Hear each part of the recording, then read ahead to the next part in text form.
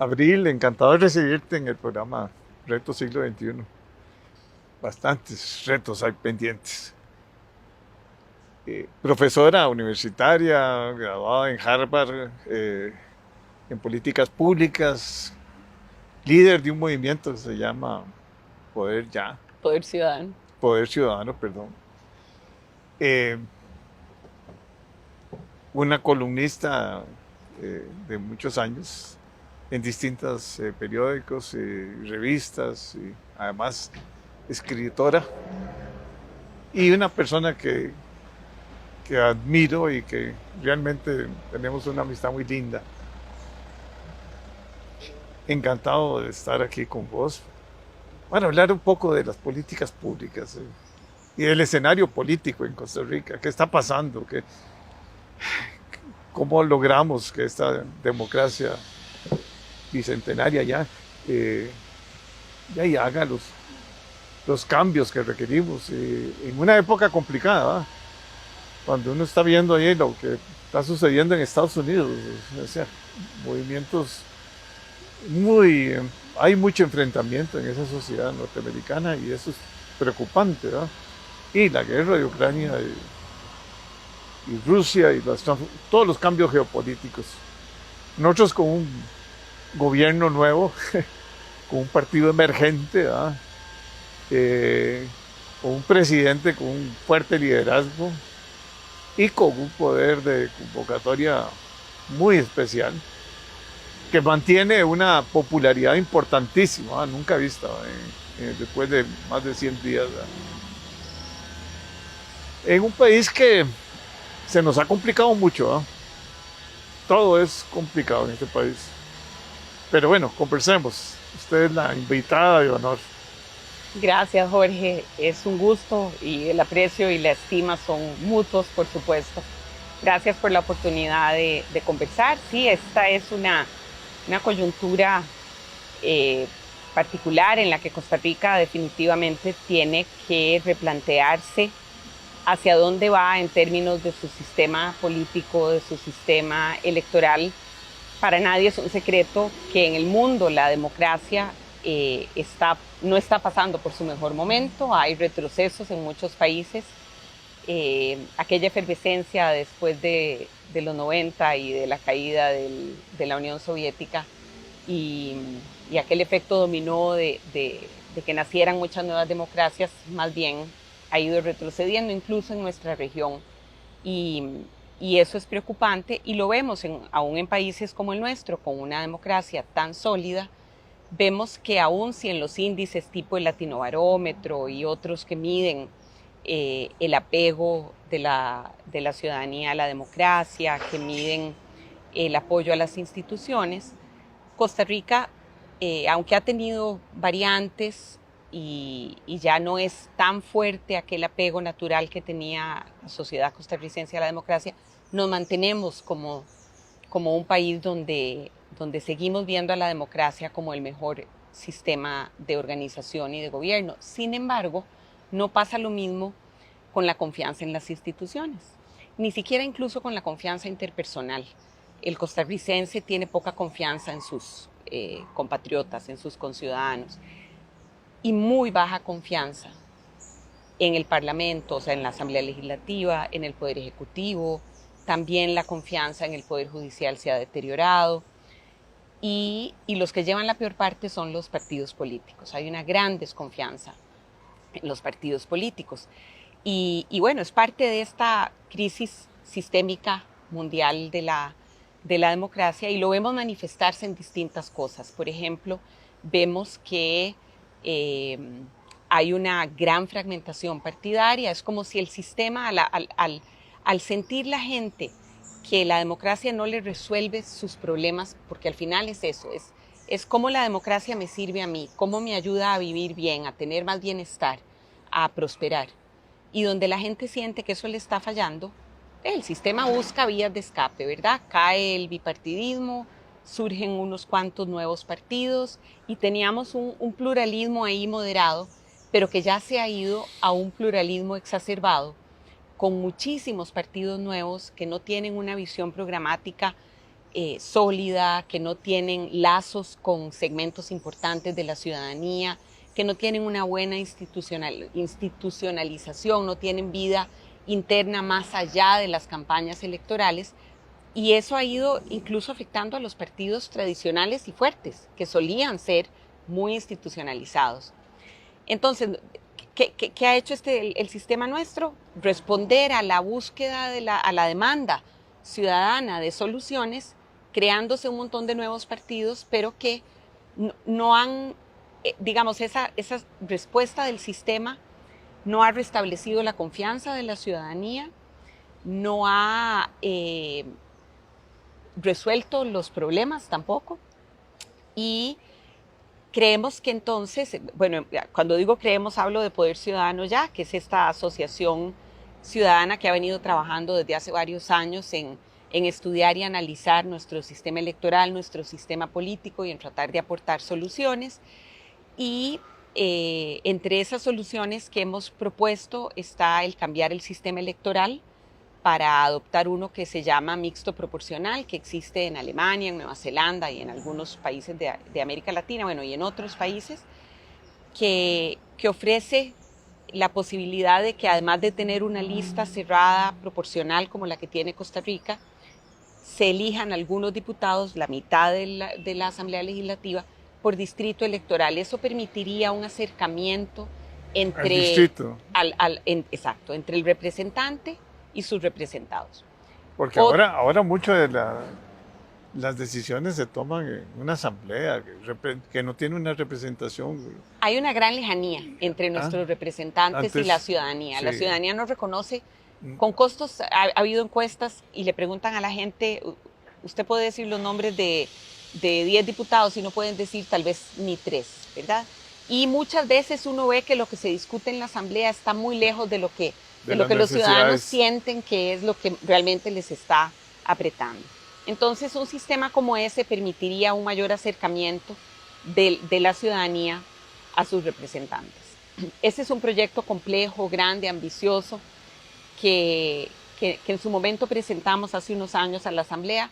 Tal vez no era el momento más adecuado para que hubiera la receptividad necesaria, pero colocamos el tema en el debate nacional y vamos a seguir insistiendo porque realmente la sociedad costarricense siente que el sistema electoral y el sistema político le está en deuda. Y eso además pasa por reconocer que tenemos una asamblea legislativa muy pequeña. Costa Rica es el país de 5 millones o menos con menor cantidad de diputados en el mundo, y eso hay diferentes maneras de calcular cuántos diputados debería tener un Congreso. Costa Rica en todas las mediciones se queda corta. Ha habido estudios a nivel internacional y también otros a nivel nacional que recomiendan para Costa Rica un número mayor de diputados. Y sí, eso es polémico y es poco popular, sí, porque precisamente por esa desconfianza que hay en la institucionalidad. Además, con decenas de comisiones que se establecen en el Congreso, entonces yo no sé, los diputados se levantan de una comisión y van a otra y en realidad hay un gran mito de que son unos vagos y no hacen nada, y no es cierto. Trabajan jornadas mucho más largas que la de la mayoría de los funcionarios, precisamente porque además de atender el plenario, atienden comisiones, atienden al público, tienen un montón de otras actividades y ya no están dando abasto, y tienen un ejército de cerca de 400 asesores que son al final los que hacen una gran parte del trabajo, y no los elegimos, no sabemos quiénes son, nuestro poder legislativo no está suficientemente modernizado. Eso es otro punto que hay que arreglar. No tenemos, digamos, un servicio de asesorías para los diputados que tengan, por ejemplo, un departamento de proyecciones, de pronósticos, de análisis a futuro, de análisis de la legislación que esté obsoleta, que sea multidisciplinario, con expertos así de lo mejor en todas las materias. Y con cierta permanencia también, porque y la permanencia que guarde una memoria institucional importante. Y eso me lleva a otro tema.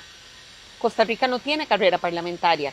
Si no me equivoco, es el único país del mundo que no tiene carrera parlamentaria. No hay canas. No hay canas. Bueno. Entonces, decime cuál empresa vota a todo su personal cada 4 años. Eso es impensable. Vos querés mantener a los buenos funcionarios o buenas colaboradores de digamos que fuera una empresa, pues bueno, en la Asamblea Legislativa cada 4 años, sin ninguna diferenciación se van todos. Entonces, la curva, cada 4 años empezamos una nueva curva de aprendizaje que ya también está medida, son más o menos 18 meses para que dominen la dinámica legislativa, el conocimiento del reglamento, un montón de temas, porque además, como estamos hablando de partidos poco institucionalizados, llega mucha gente que realmente no tiene experiencia política. Sí, sí. Y la política es un oficio y es un arte, y conocer la realidad nacional y la realidad internacional también es muy importante, y no todos los partidos están llevando gente que tenga madurez y experiencia política. Y con destrezas blandas fundamentales de liderazgo, de negociación, de trabajo en equipo. Todo eso los partidos deberían estárselo ofreciendo, y si los partidos no se lo ofrecen a sus candidatos y candidatas, el Poder Legislativo, la Asamblea Legislativa debería tener una constante formación y capacitación y actualización para los legisladores y las legisladoras. Entonces eso me lleva a que una de las reformas importantes que requiere este país es la carrera parlamentaria.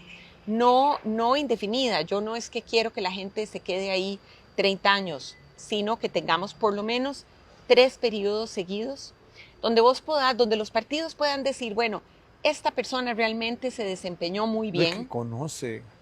Tiene experiencia, se ha hecho experto en Hacienda, o se ha hecho experto o es experto en sostenibilidad, temas especializados que llegan ahora a la Asamblea, y en ciberseguridad, en gobierno abierto, en gobierno digital, en las novedades de agricultura, necesarias reformas en agricultura, en educación. Y los países que tienen carrera parlamentaria tienen diputados y diputadas que se van volviendo un referente en el análisis de temas, en la emisión de políticas públicas, de leyes, con una buena y son como los emisarios, ¿verdad? En Inglaterra es uno por partido que da el mensaje de lo que piensa la fracción. Claro, y se van convirtiendo en un gabinete en la sombra, que llaman, ¿verdad? Que sí. Son entonces quienes negocian con el gobierno ciertos temas fundamentales. Aquí, tal vez a veces subestimamos la importancia de la oposición. Ser oposición es tan importante y la responsabilidad es tan grande como la responsabilidad que se tiene cuando se está en gobierno. Entonces, por eso necesitamos la carrera parlamentaria para irnos garantizando tener una clase política más experimentada, más conocedora, más madura, más hábil en el oficio de la política. Otra de las reformas que creemos que es importante hacer es fortalecer el sistema de partidos como sistema. Tenemos que entender que eso es como un microcosmos que tiene sus propias dinámicas y que se ha vuelto muy inestable, se ha vuelto muy impredecible, porque surgen tantos nuevos partidos, tantos nuevos actores, voto... Y desaparecen también. Desaparecen. Tal vez por no tener esa... Y conste, no se desinscriben, pero de pronto no participan en 2 elecciones y tenemos un sistema que no penaliza el hecho de que no estén participando. Todos los partidos deberían tener vocación de poder, para eso nacen. Son el vehículo intermediario entre la ciudadanía y el poder político. Entonces, un partido que pase dos o más elecciones sin postular a nadie para ningún cargo, debería desaparecer. Y otros que nombran, porque es tan poquita la población que necesitas para nombrar un candidato, que es impresionante, que alguien que quiere ser diputado, que quiere ser presidente o diputado, eso es otra cosa. Bueno, ese es otro punto. Fortalecer el sistema de partidos pasa por tener filtros umbrales un poco más altos claro, para la inscripción de partidos. ¿Por qué? Porque eso es importante y no es antojadizo, y hemos hecho, Poder Ciudadano ya ha hecho un estudio de derecho comparado. Costa Rica tiene el umbral más bajo de inscripción de partidos de la OCDE, de América Latina. Volvemos a lo mismo, nos hemos quedado con un sistema que era para la Costa Rica de 1949, los 50, los 60, Ya no, tenemos 5 veces la población que teníamos Y cuando con se aprobaron. problemas distintos totalmente. Claro, totalmente. Y con visión de país, que es lo importante. Muy distinta, en un mundo globalizado, con demandas, necesidades y problemas muy diferentes. Y todavía podemos crear un partido con un número ínfimo de firmas cuando lo que se acostumbra, la media internacional, es que por lo menos el 1% o el 0.5% del padrón electoral sea necesario de apoyo para crear un partido nuevo. Y aquí se requieren 3.000 firmas. Eso es el punto 0.01%, una cosa así. Con un barrio. Casi los amiguitos del barrio. Exactamente. No entonces, tenemos una proliferación de partidos que no tienen verdadero arraigo en la ciudadanía, que ese es su sentido. Los partidos tienen que representar porque son canalizadores de demanda ciudadana, canalizadores de soluciones a la ciudadanía, de respuestas. Entonces, si vos tenemos un sistema con un montón de partidos que nacen más que nada alrededor de figuras, pero no como respuesta a una necesidad ciudadana con vínculos con la ciudadanía. Entonces, por ahí tenemos que trabajar en crear umbrales, en poner umbrales más altos, en abrir opciones o causales de desinscripción de partidos. Tenemos que manejar el transfugismo un poco mejor, ponerle algunos límites, porque parte de esta impredictibilidad que tiene nuestro sistema político no pasa solo por este montón de fuerzas nuevas que surgen y que aparecen y desaparecen, sino que hay una movilidad, una fluidez de figuras de un partido a otro, buscando poder mantenerse en el poder o cerca del poder. Hay otros países que tienen, por ejemplo, plazos para pasarte. Si vos fuiste diputado o fuiste alcaldesa con determinado partido, no te podés pasar para ser electo en otro, a menos que hayan pasado 12 meses. Eso me parece sumamente razonable y puede ayudar muchísimo a generar un poquito de estabilidad para que las dinámicas entre partidos, las dinámicas en la Asamblea Legislativa, la gobernanza, la gobernabilidad sean más estables y permitan una...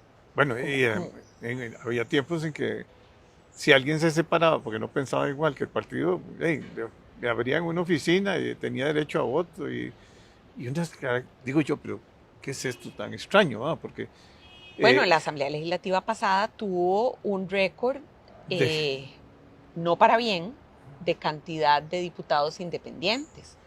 Y eso, de nuevo... Entonces, cuando hay reunión de fracciones, participan los... Sí, aunque sea una persona, nada más. Bueno, creo que eso lo han tenido que regular. Que reformar y regular. Porque cuando hay tantas fracciones unipersonales, si se asumen como un jefe de fracción, le tenés que dar... un montón de... Sí, hay un montón de la estructura administrativa, de cosas particulares de la estructura administrativa que es insostenible. Entonces creo que eso ya lo corrigieron vía reglamento, pero lo que más que de si se corrige o no, nos habla de partidos con poca disciplina, con poca coherencia interna, con poca cohesión interna, y eso hay que irlo restaurando, hay que irlo arreglando. Porque además genera mucha confusión en el electorado y mucha distorsión a la hora de la toma de decisiones, porque entonces ya no hay líneas, ya no... Yo voté tal vez por un partido que tenía cierta oferta programática, cierta ideología, y se le salen del canasto un montón, pero quedan en la asamblea y ya uno no sabe cómo van a votar. ¿Sabes? Eso complica mucho para la democracia en general. O sea, es algo que tenemos que... Y lo estamos viviendo, ¿verdad? Exacto, lo estamos viviendo. O sea, hoy hablan de los 6.000 millones, otros piensan que 1.500 y si son 6.000 se dividen en fracciones, o sea, pero no vas a salir por 1.500 al mercado.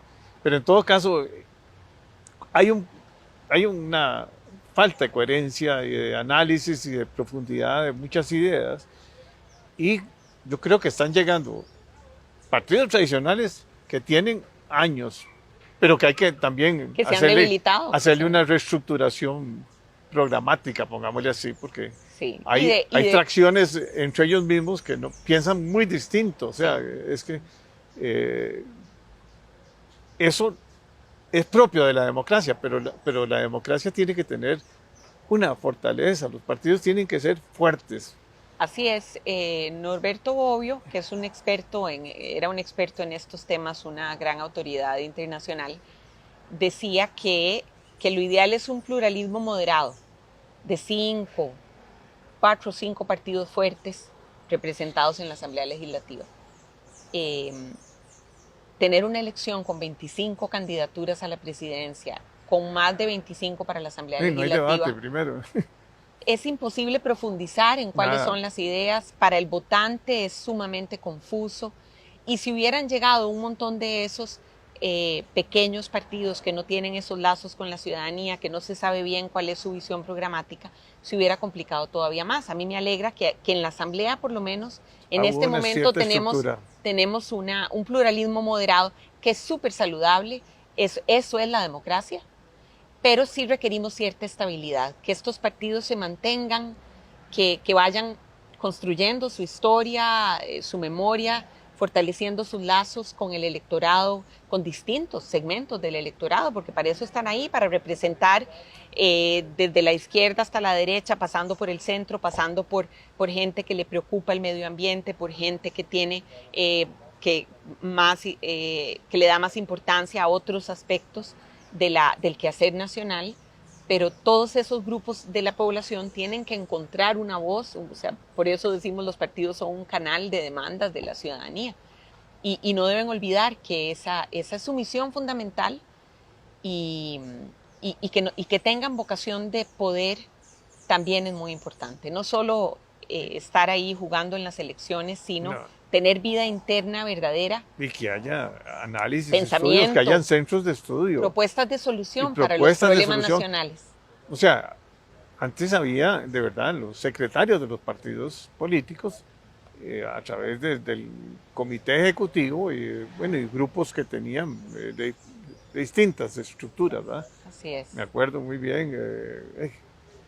Todo lo que era el movimiento solidarista, movimiento sindical, movimiento empresarial. Cooperativista. En fin, cooperativistas, o sea, había toda una estructura, y esa estructura, además, traían gente de otros partidos políticos, los socialdemócratas o demócratas cristianos, o no sé, distintas ideologías o pensamientos, y gente de primera, ¿verdad? Y del mundo, y claro, del mundo, y tenían que tengan ese intercambios con los partidos fuertes. Sobre todo, eso países. Era, y había un centro de estudios. Sí. Y eso era importantísimo, porque entonces la juventud participaba y se iban formando los líderes, ¿verdad? Así es. Y también las comunidades y las asociaciones de desarrollo, en fin. Como decís vos, es todo el tejido social participando. Ahora no, ahora todo es el Facebook y son las redes sociales. Las redes sociales juegan un rol papel importante, y hay que saber integrarse a ellas e integrarlas a las dinámicas pero con políticas. Pensamientos importantes, o sea, porque no es para, a veces, tristemente hay gente que no conoce bien o no quiere o sea, no es debate de ideas, sino que a veces hay una falta de respeto muchas veces, y claro, eso es y a veces muy es más preocupante. Preocuparse por la popularidad que por realmente aportar soluciones. Así que yo creo eso es un reto. que Costa Rica tiene, exacto, ese gran reto, que en este siglo XXI, como se llama tu programa, que de paso aprovecho para felicitarte, porque creo que es una gran labor la que estás haciendo con estos videos. Pero sí, es un reto que tenemos, que Costa Rica no puede seguir postergando. Hay que entrarle sin miedo al debate abierto, bien informado, amplio, respetuoso, sobre cuáles son las deudas políticas y electorales, financiamiento de partidos políticos. Hay varias reformas urgentes. Pero ya las plantearon. Que hemos postergado, claro, muchas las hemos planteado nosotros o estamos por plantearlas. Tenemos un portafolio muy interesante de proyectos puntuales de reforma política que vamos a presentar a lo largo del próximo año. El Tribunal Supremo de Elecciones presentó hace unos años un muy buen proyecto sobre financiamiento para mejorar el financiamiento de los partidos políticos y hay que atreverse a tener ese debate porque no necesariamente lo que nosotros proponemos o lo que propone el tribunal u otros grupos es perfecto y tiene que salir así tal cual. Debate, pero tenemos que tener el debate, no tenerle miedo. Pero hay que poner la agenda. Hay que ponerla, así es. Y nosotros no hemos tenido miedo de decir que hay que aumentar el número de diputados, no hemos tenido miedo de decir que hay que cambiar el sistema electoral, que hay que resolver problemas todavía del reglamento, que, bueno, nosotros promovimos el voto informado y gracias a eso, a partir del 2022, se obligó a los partidos políticos a tener que presentar a la hora de inscribir sus candidaturas las biografías de las personas candidatas y el plan de gobierno, porque esa es otra de las cosas importantes.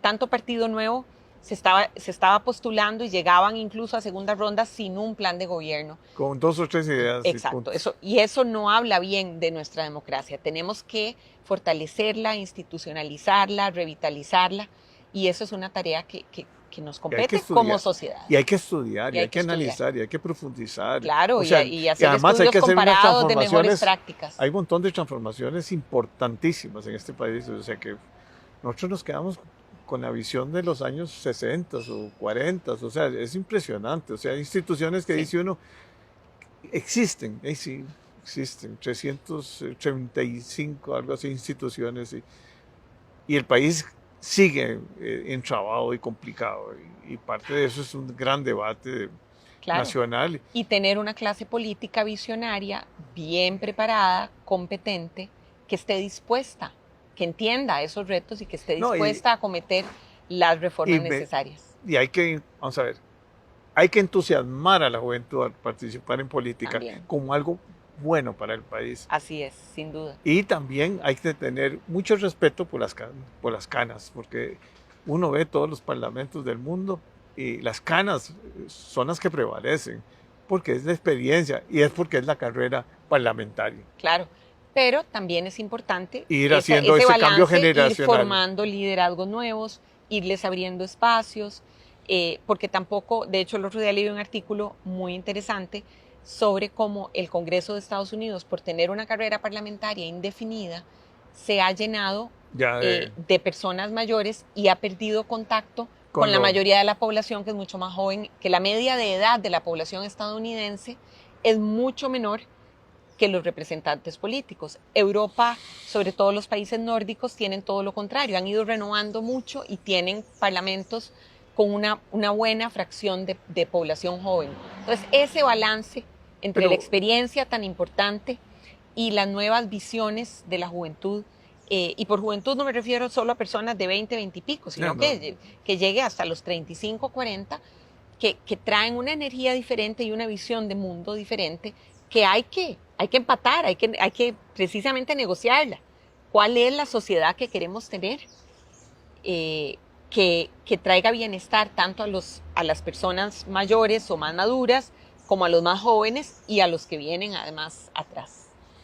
Bueno, encantado de haber participado con vos y vas a aceptar otra invitación para discutir la agenda un poco Es que esa transformación estas ideas que ustedes tienen, el grupo,